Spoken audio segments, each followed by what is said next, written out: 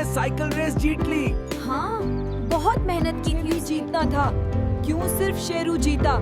बिल्लू, तू भी प्रैक्टिस करता तो जीत सकता था।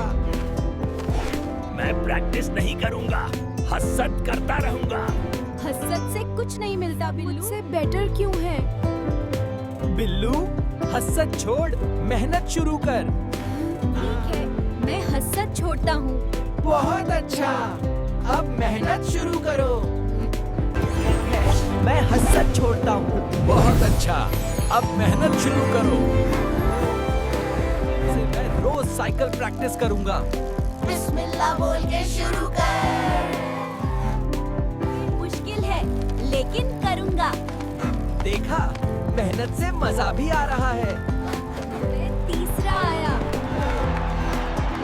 माशाल्लाह। बहुत मेहनत की तूने। मैं हसरत करता था, अब मेहनत करता हूँ।